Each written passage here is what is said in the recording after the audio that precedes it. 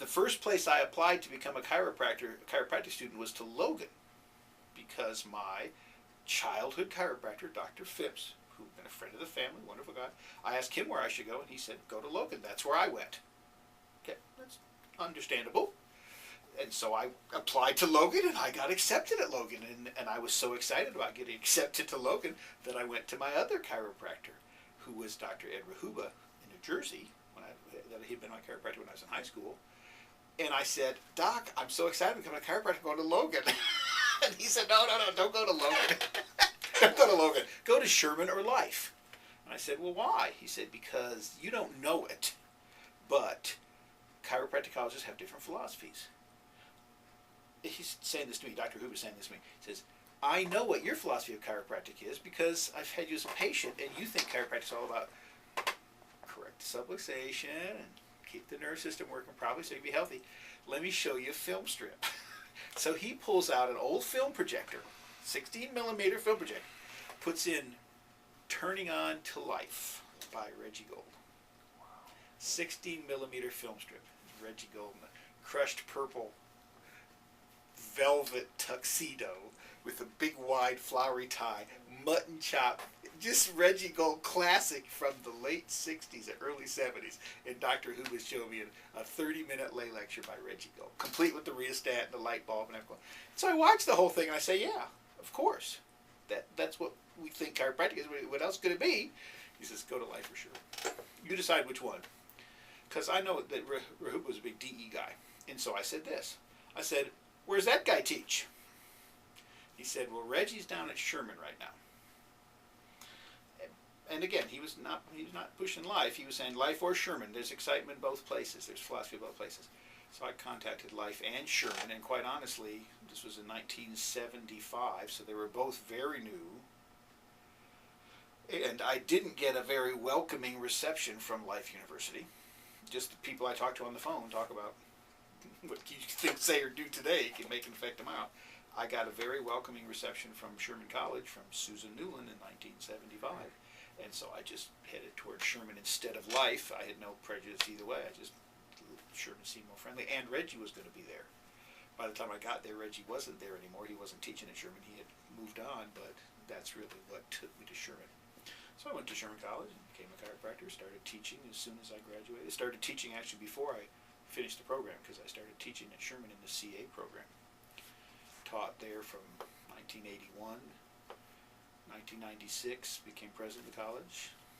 2000, moved on, went to Palmer, taught for 5 years at Palmer.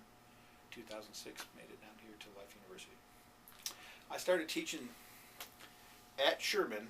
I started teaching philosophy and spinal anatomy and x-ray physics. And I taught a combination of those things. At various times I taught radiological anatomy, x-ray physics, spinal physiology, but I always taught chiropractic philosophy the whole time. So I'd learned my chiropractic philosophy from not Reggie Gold, because he was gone by the time I got to Sherman College. I expected to have missed my teacher, but I didn't. Guy Riekman taught me chiropractic philosophy in first quarter, and then another Palmer graduate named Doug Gates taught me chiropractic philosophy in second quarter. And then, by the time I was in seventh quarter, they invited me to start teaching chiropractic philosophy at the CA program. Riekman had moved on with Joe Felicia. Doug Gates left the college just about the time I graduated. So by the time I graduated, I started teaching chiropractic philosophy second quarter. Tom Gilardi was teaching the first quarter, and I was teaching the second quarter, and I was teaching the principles. Starting in the second quarter, 1981 on. I've never not been teaching chiropractic principles since 1981 to either Sherman or Palmer or Life students. And that's what I'm teaching here. Teaching basically chiropractic principles. Introduction to chiropractic, chiropractic history in second quarter, chiropractic principles in third quarter. And I also became a practicing chiropractor. When I graduated, I went in with one of my fellow faculty members, Les Wise, who had been one of my teachers. He invited me to come and practice with him. He was a full-time teacher, I was a full-time teacher, he was a part-time chiropractor, I was a part-time chiropractor, so we just practiced together for 16 years. We had a full-time office, because I'd work 4 days a week, 4 afternoons, he'd work 4 afternoons a week. I just wasn't open in the morning because we were both at Sherman College teaching. So I practiced actively. I would, see 100 patients a week. Not a big active practice, but good enough for 20 hours a week, 100 patients a week. I was doing fine. And that I felt was absolutely necessary for me to do what I wanted to do in chiropractic teaching. I really liked teaching. I mean, I started full time as soon as I graduated because I could teach spinal anatomy on the basis of what I knew about it. But teaching chiropractic philosophy, I felt, wouldn't be valid unless I was also practicing.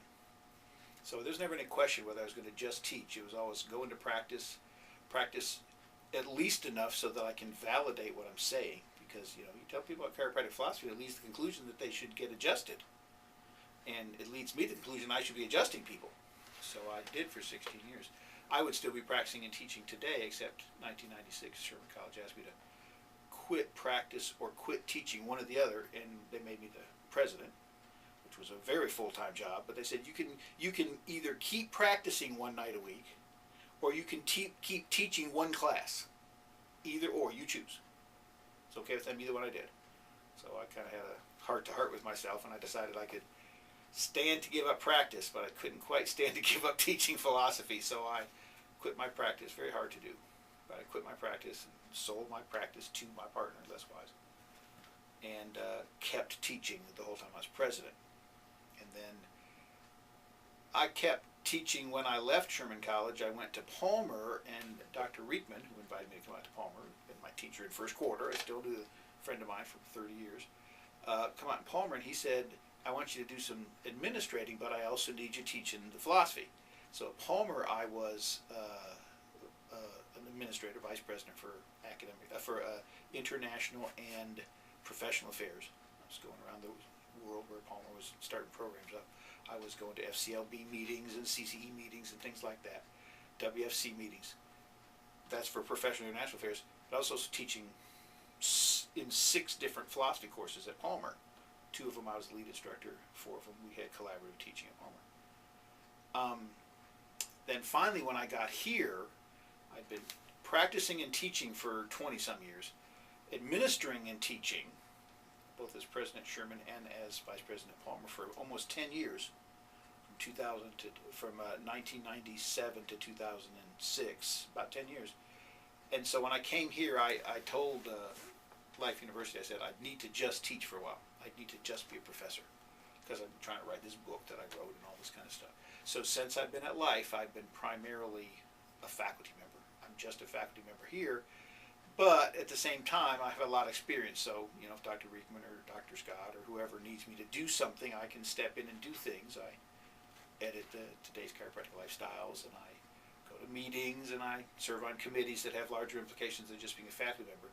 But my position is faculty. So this is the first time at Life that I've had the privilege of just teaching. I miss practicing.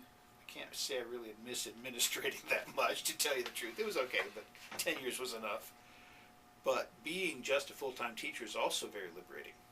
It's very good headspace to be completely free to pursue my thoughts and my research about chiropractic philosophy with no constraints. So that's sort of the evolution of my life. That's where I am today. The only thing I would say I miss is if I decide to go to a lower level of teaching time, I would go back into practice. I would get into a part-time practice and start adjusting.